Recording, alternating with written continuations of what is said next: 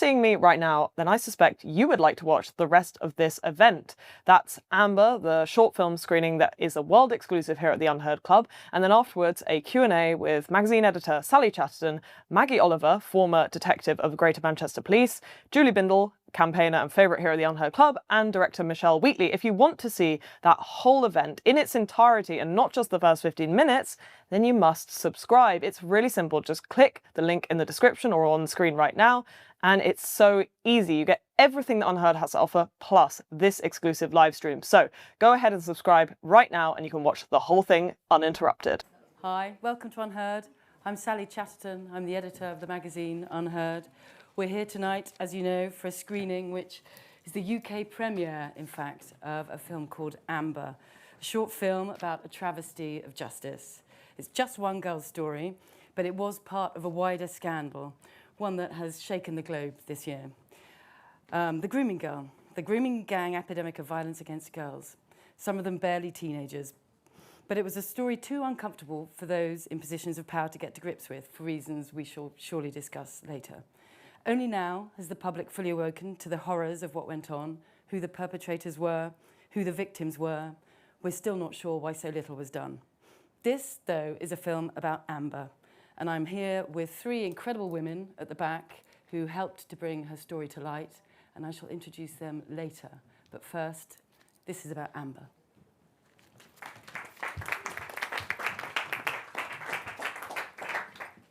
I was 14. My little sister Ruby and her friend were 12. They started going there first, then Holly, then me. We were in year 10 at school, started hanging about together, going down the kebab shop, and they'd give us free drink, vodka and that.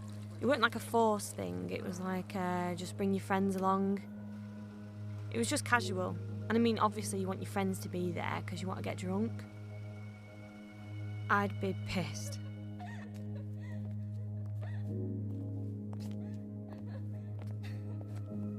They'd take me into these houses to chill, through gates and doors, and lock them behind me. They'd have sex with me.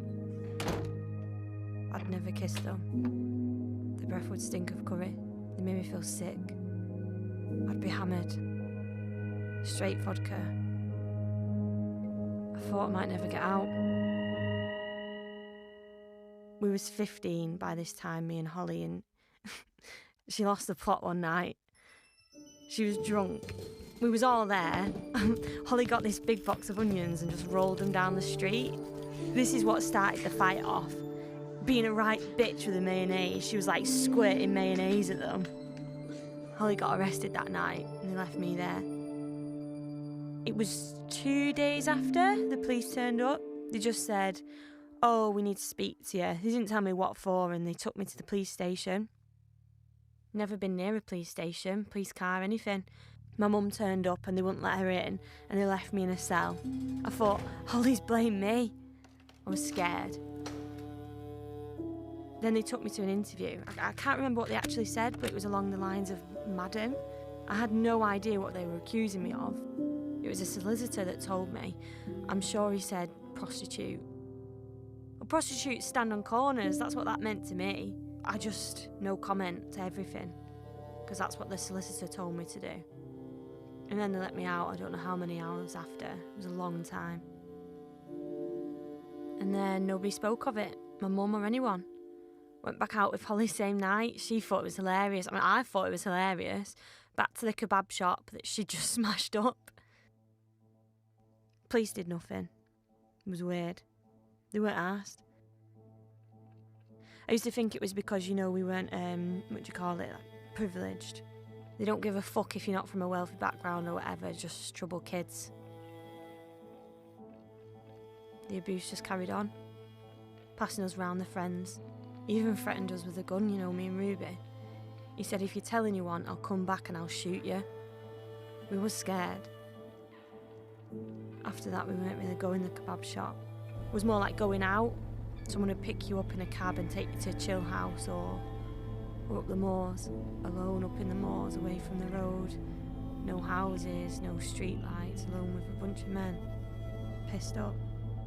There to have sex with them.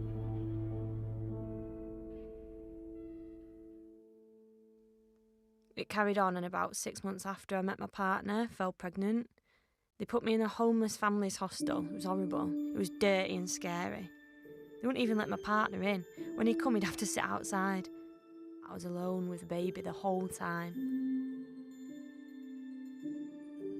And then Maggie came. Didn't like her. Didn't like any police. But I don't know, I just thought, if I don't do something, then the men are just going to keep coming back. I got to know Maggie, and in the end, I agreed to be interviewed.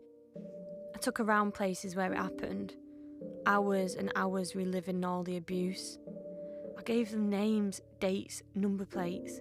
And after a couple of interviews, you're like, actually, it was wrong and I didn't do nothing. A couple more interviews and I'd feel like, oh, I'm getting angry now, and it felt good. And then a couple more, like a whole variety of emotions. It was so hard, so difficult, but I did it so that it didn't happen to anyone else. I picked out 10 of my abusers in one day in the ID parade. It was horrible. I walked out, felt sick. I was so upset, but I came back and carried on because I needed to stop the abuse for other children. Then nothing. Maggie disappeared and it all stopped. She'd been ordered not to speak to us. But we didn't know, just said she was sick. I had told them of the men that had abused me. These men had threatened me and not one of them charged, never. Why? Still see some of them now in taxis working. One brought a takeaway to my door. My daughter opened the door and he was like, oh, hi, to my little daughter. Now I don't want to open the door. Ruby went to court. The case lasted 10 weeks. I was waiting for the knock at the door to say it's your time for court now as a victim, but nothing. They never even got charged and I was never told nothing. None of them got done for abusing me. The social worker said, don't go to court, you'll be too upset. I found out 6 months after the trial, Maggie came to see me, told me that in court they'd been calling me an abuser, saying I was a part of the grooming gang. I didn't know. How can that happen? No defence, no solicitor, my name blackened forever. I was frightened, depressed. I helped police as much as I could, and it was all thrown back in my face. I went in hospital to have my second baby. They said I couldn't bring her home. Social worker had a security tag put on her, but they didn't have no paperwork. The matron just said, go home. I had to go to court 2 days later, and the judge said, why is the mother of a 7-day-old baby sat in my court? There's nothing here to report any danger. There was a hearing every month for a year and a half, but there was never any issue of my kids being neglected or in danger. When the judge closed the case, he said, go home and look after your kids because you're doing a brilliant job. We sued social services and we won that case. When Maggie said about suing the police and CPS, I thought, well, they did all that shit before, so then they can do it again. I just want my name clearing. Before I'd had my kids, I wanted to go to college, wanted to do childcare. I said I can't because I was a perpetrator. It's gone on and I've had to fight for more than 10 years for an apology. It just makes me feel sick. Getting that apology, it's like a weight lifted. Like I can actually go out and do something.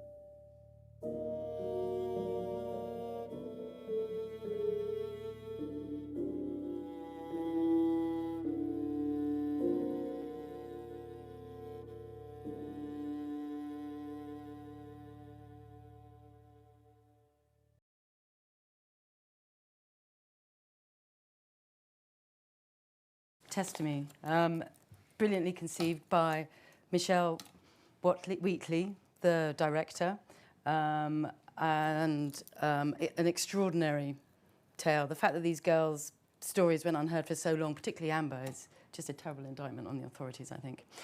We also have here Maggie Oliver, who some of you may recognise, an extraordinary campaigner, dedicated, as well as Julie did, to pursuing justice for these groomed girls. One of the first people to recognise the scale of the grooming scandal when back in the early 2000s, when you were working with Greater Manchester Police.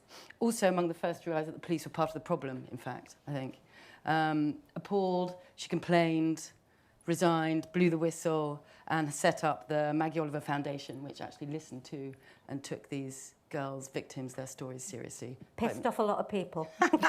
There's a couple of you who've done that, I think, on this stage, quite possibly. And Amber was one of the first girls, I think, that you met, tried to help. Because of Amber that I resigned. And Julie Bindel as well we have here. Like Maggie, she's been working to uncover this scandal for decades, I think. Written widely and in the face of much reluctance to publish the stories, I think. And like you, Maggie, Julie listened to Amber. And in fact, the words that we just heard were they mainly taken from interviews by you, Julie, I think? Yes. So welcome to our three incredible women here who are going to tell us a little bit more about what they've been doing and why they've decided to tell Amber's story. I wonder if you, Michelle, could start off and tell us a little bit about why you picked Amber. Absolutely.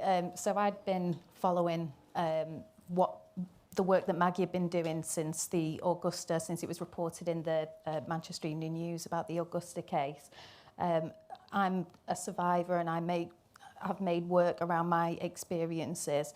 And I just felt really compelled to want to help to support Maggie in what she's doing and help to bring these stories to light and to people so they can understand that perspective, which I think is not... That of the victim? Yeah, it's not often heard or shared. So I'd seen the Three Girls drama, which I thought was really powerful, really well-made piece of drama, and it obviously did an incredible job at bringing people's attention to the Rochdale grooming scandal. But when I watched it, I felt like Amber's story wasn't done justice, and I didn't know the half of it at that point. All I saw was the story that they told, which was kind of what the CPS story was, which was that, you know, she was this madam, 15-year-old madam, someone who had introduced people to perpetrators. And I felt, you know, with my own lived experience, how unfair that if that were even true, which it turns out it wasn't, how can you expect a 15-year-old to recognise what is happening to her is wrong after she's been manipulated and groomed, to then stand up and advocate for herself when she's unable to do that, to then defend others from having that done to them. Because the point being that she was deemed to be a pimp, wasn't she? Absolutely, by the police, and described in fact by the press as the honey monster. Yeah. I think, which was reported as fact, I think, back then in the day, wasn't it? Yeah. And this was the problem. And there was a sort of a cognitive disconnect, wasn't there, with how do we report on this girl who is procuring other younger girls for these gangs? It's so wrong because you're asking somebody to do something they're incapable of, which is protect others when they're being abused themselves.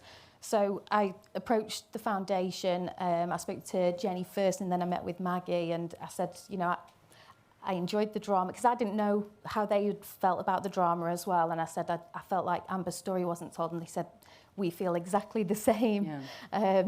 So we were talking about working on something together to promote the foundation, and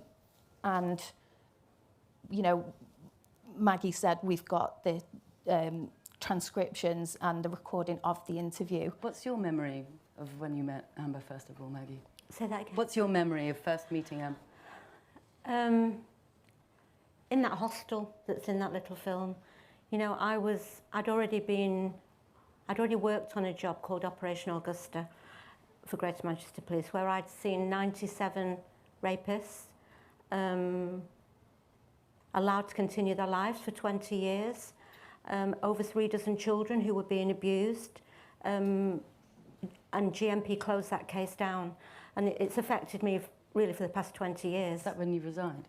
That wasn't the case that I resigned, but I went back to my normal job in serious crime, and then 5 years later I was asked to join the Rochdale case, and I was given cast iron guarantees that there would not be a repeat of Augusta. And in relation to Amber, she had been arrested. When I went on that job, the abuse had finished 2 years previously. They had all policy documents. The top lawyer in the CPS said that Amber was a victim. She should never have been arrested when she was 15. And would I engage her and her sister and other victims and bring them into the investigation? And ultimately I agreed to do that because I knew she was a victim. I'm whizzing through this, but then 8-9 months later, after she'd given extensive interviews, But she says she has all the details.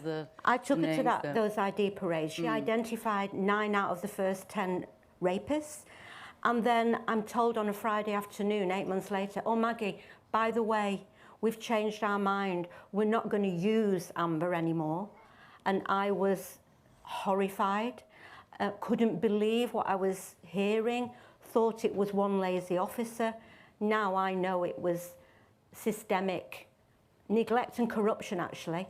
And I went back to see Amber to find out then that she had been added to the indictment without arresting her, without telling her, without cautioning her, as a tactical option, that's the words of the CPS, to get her evidence into court. And then I fought alongside her to try and clear her name and to put the wheel back on. That's when I found Harriet. Can you hear me? I think that's gone funny.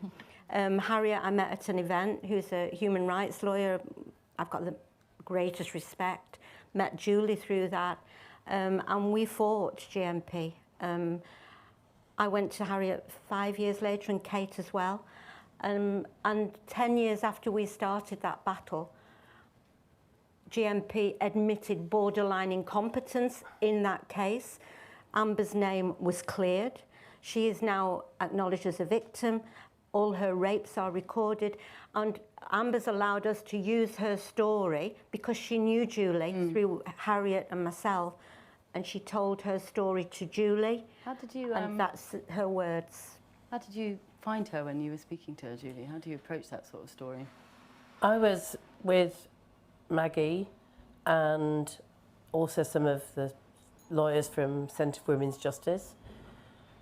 And I think Amber was as comfortable as she could be and felt safe, obviously with Maggie primarily. She was how old at this point? She was 30. I mean, she was coming up to 30. She was probably about 25 then.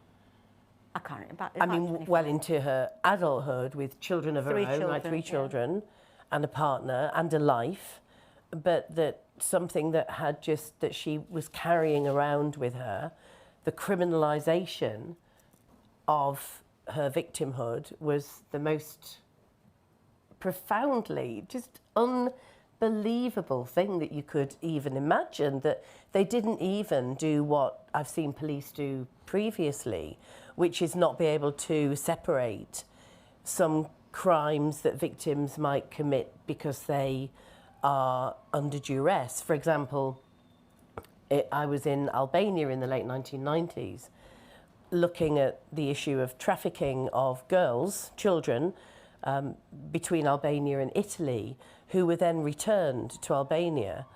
And they all told me, I interviewed several of them in this shelter, in a safe house, they all told me that the reason that they were able to escape was because they brought several other girls to the traffickers. That was the deal. And how you live with that, I do not know. But this was not their fault. And it's so difficult for the police then to recognise how they were behaving because of the fear of their lives. But Amber hadn't even entered into an arrangement with those pimps, with those rapists. She would go with her friends to the takeaway. Which kids do, don't they? Of course. So how I found her was she was just reeling at the injustice of the criminalisation. The abuse, obviously, as I think everybody in this room can imagine, had a profound effect on her, which is lifelong. But it was the unjust treatment of her and some of the other girls, because she's not the only one, right? No, that was they criminalised. were all seen as worthless, disposable. Yeah, there's a as class she said, element. they don't give a fuck if you're not from a privileged background. I mean, I think for me, the thing, I was a police officer and I promised to uphold the law. She was a child being raped on a daily basis. And I was brought in at the request of the top bosses in GMP to bring her on board with an acknowledgement from the top lawyer in the CPS that she was a victim. And then they changed their mind. Sort of like you're a manipulator as well. I feel exploited. exploited. Yeah. But, I was ashamed because she put her trust in me. And I went to the Chief Constable, I went to the Home Office, to the Children's Commissioner, to the IOPC, and I'm sort of told, don't be a silly little girl, go away. These kids are asking for it. And she didn't even know what had been said about her. But anybody who knows how the criminal justice system works, you are entitled to be arrested, cautioned, legal representation. This was all done in secret because they knew damn well that if any lawyer heard what was being done, it would be thrown out. So they kept it secret. It was a tactical option. And I will never, ever accept that. And yet, with the Centre for Women's Justice, we have tried to challenge the CPS to get them to say they'll never use this tactic again, but they never would. GMP have apologised, but the CPS are still using that tactic now because we see similar things in the foundation. CWJ are now supporting one of our other victims who actually went to prison. So, we want to change the system. And Michelle, came and has done a brilliant job actually putting right what the drama didn't do.